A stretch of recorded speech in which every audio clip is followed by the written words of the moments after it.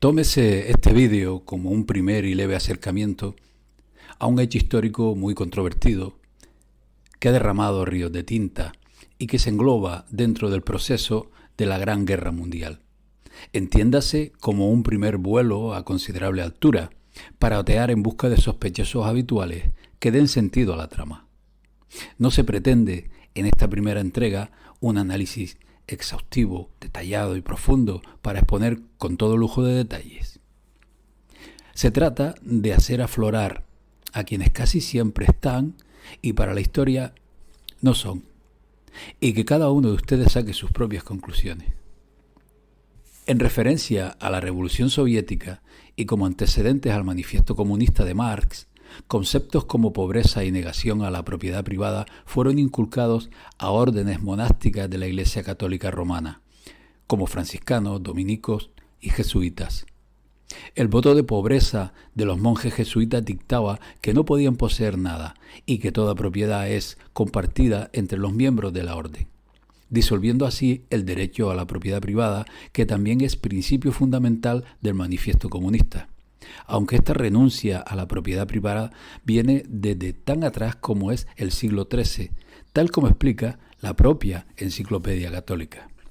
Otro precedente fue la obra Utopía, publicada en el año 1516 por el humanista católico Tomás Moro, puesto que dicha obra sirvió de base a Marx y Hegel para desarrollar su tesis. Tal fue la influencia de Moro en el ideario comunista que los soviéticos erigieron un monumento en su memoria y según Margaret L. King, en su obra Humanismo Renacentista, una antología de las fuentes, Tomás Moro fue aclamado como un héroe comunista por Karl Marx, Friedrich Engels y Karl Kautsky, de más contribución a la liberación de la humanidad, y se conmemora por sugerencia de Lenin en un monumento erigido en 1918 en el Jardín Alexandrovsky, cerca del Kremlin. Conviene recordar que el judío Félix Dzerzhinsky, fundador y jefe de la policía secreta soviética, la checa, había sido un fanático católico admirador de los jesuitas, hasta tal punto que quiso entrar en la orden. Tengamos en cuenta además que Lenin, de abuelo judío, readmitió formalmente a los jesuitas en Rusia en el año 1922. Pero si hubo un precedente ejemplar al Manifiesto Comunista fueron las reducciones jesuitas en el Paraguay entre 1632 y 1767, que la propia Enciclopedia Católica admite como proyecto comunista. Condiciones de la propiedad. La base económica era una especie de comunismo. Otro ejemplo, esta vez contemporáneo al trabajo de Marx, fue el jesuita Luigi Taparelli, que según fuentes fue el primero en utilizar el concepto de justicia social a la par con la ciencia del socialismo, desarrollada por Marx y Engels. Y cómo no, también como precedente tenemos al sacerdote católico, muy afín a los jesuitas, Antonio Rosmini, que a la postre sería el inspirador de la Fabian Society, con sus conceptos utópicos sobre justicia social. Con estos precedentes y con otras influencias muy llamativas que veremos a continuación, nace el Manifiesto Comunista, publicado en 1848, supuestamente escrito por Karl Marx. Y me mantengo en supuesto porque se sospecha que Marx tomó mucho del libro del político estadounidense Clinton Roosevelt, La ciencia del gobierno, fundado en la ley natural, publicado en 1841, que Marx encontró, no por casualidad sino por indicaciones, en la sala de lecturas del Museo Británico. Marx era un estudiante promedio durante sus días de escuela. Hasta la edad de 12 años se le enseñó en casa y desde 1830 a 1835 hizo sus estudios en la Friedrich Wilhelm Gymnasium, una alta escuela jesuita en Trier. Según declaró en su diario alemán Otto von Bismarck, primer ministro prusiano, Marx estaba bajo el control del jesuita Peter Beck, entonces superior general de la Compañía de Jesús. De esta declaración, el propio Marx comentó, pero no negó.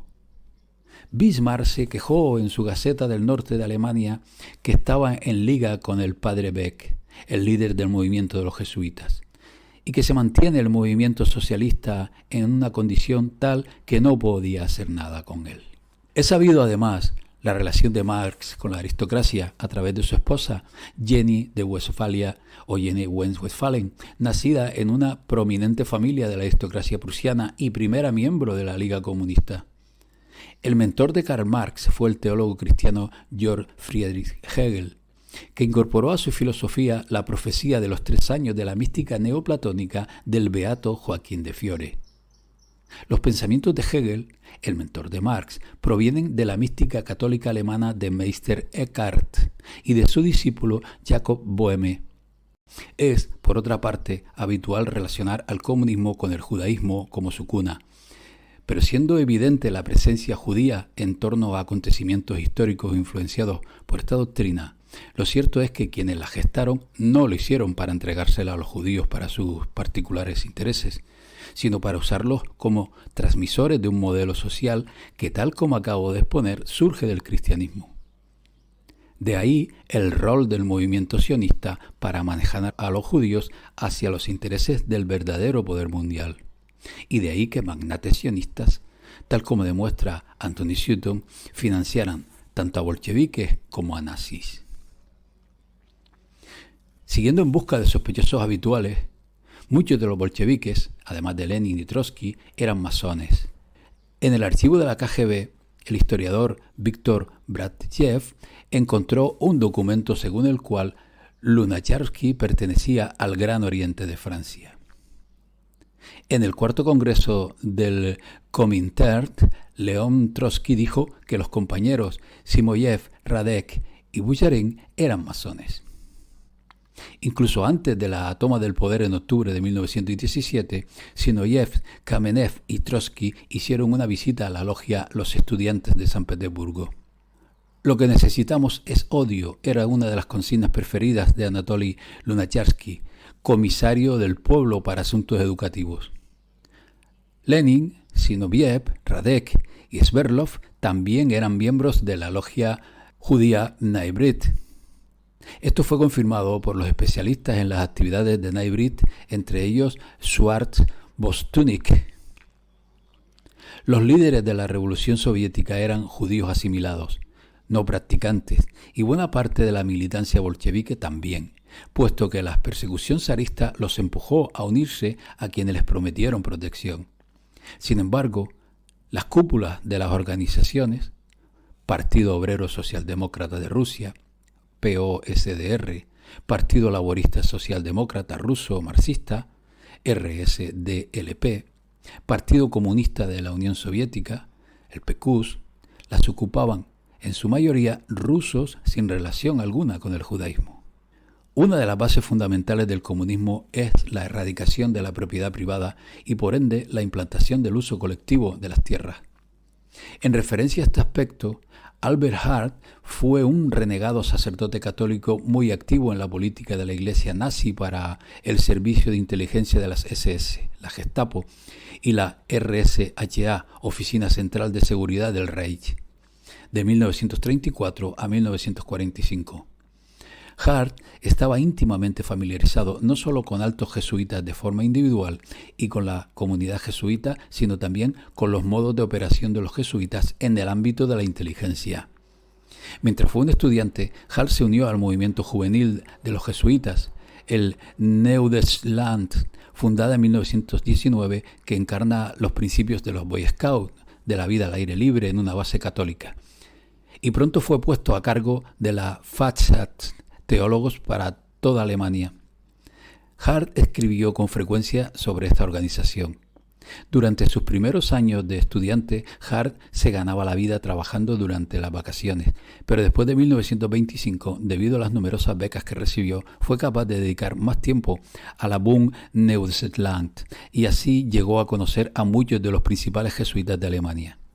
Hart, que había hecho un estudio intensivo de los métodos de inteligencia de los jesuitas, los utilizó como modelo y estaba, por lo tanto, en condiciones de informar a los líderes de Alemania no solo sobre la política general de la Iglesia en Alemania, sino también de los planes y medidas de suma importancia para la Iglesia, así como sobre la situación política mundial de la Iglesia. De 1941 a 1943, Hart fue enviado a Rusia en una misión para informar sobre las tendencias intelectuales de la zona. escribió en sus memorias que las granjas colectivas de la Unión Soviética, llamadas kolkhozy, se basaron explícitamente en las reducciones jesuíticas en Paraguay. Muy poca tierra agrícola es de propiedad privada. La mayor parte fueron agrupados en kolkhozy y sovkhozy. La organización de los kolkhozy es familiar, ya que han sido copiados de las granjas colectivas de los jesuitas en el estado paraguayo. Esto lo podemos encontrar en un informe del Ejército de Estados Unidos en el final del interrogatorio Albert Hart el 9 de enero de 1947. Como en otros muchos procesos históricos relacionados con políticas y modelos de Estado, la Revolución Soviética derivó en la llegada al poder de uno de los mayores dictadores y genocidas de la historia, Joseph Vissarionovich-Zhuyevsky, más conocido como Joseph Stalin, que tomó el poder en la URSS desde 1929, año en que se erigió como sucesor de Lenin tras el exilio de Trotsky, hasta su fallecimiento en 1953, gobernando bajo una implacable mano de hierro. De Stalin, unos dicen que nació pobre, otros que de familia acomodada, unos que de familia católica y para otros ortodoxa. Hay quienes afirman que tuvo vocación sacerdotal y otros que llegó a ser jesuita. Lo cierto es que el joven Stalin cursó estudios en el seminario ortodoxo de Tiflis. Allí coincidió con Krikor Bedros Agayanian, quien más tarde se convirtió en patriarca de los católicos armenios y varias veces señalado como posible aspirante a convertirse en el Papa de Roma. Agayanian, siendo un cardenal católico poderoso y despiadado, pasó a controlar los campos de exterminio en Siberia bajo el gobierno de Stalin. Pese a que los jesuitas fueron expulsados por Alejandro I en el año 1820, es el propio Stalin, en su famosa entrevista con el periodista judío Emil Ludwig, quien confirma su presencia en el seminario de Tiflis. Ludwig pregunta: ¿qué te impulsó a convertirte en opositor? ¿Fue quizás el maltrato de tus padres? Y Stalin responde: no, mis padres no tenían educación, pero no me trataron mal de ninguna manera. Pero era un asunto diferente en el seminario teológico ortodoxo al que asistí entonces. En protesta contra el escandaloso régimen y los métodos jesuíticos prevalecientes en el seminario, estaba dispuesto a convertirme, y de hecho lo hice, en un revolucionario, en un creyente del marxismo como una enseñanza verdaderamente revolucionaria. Ludwig pregunta: ¿pero no admites que los jesuitas tienen buenos puntos? Y Stalin dice: sí, son sistemáticos y perseverantes en el trabajo para lograr fines sórdidos.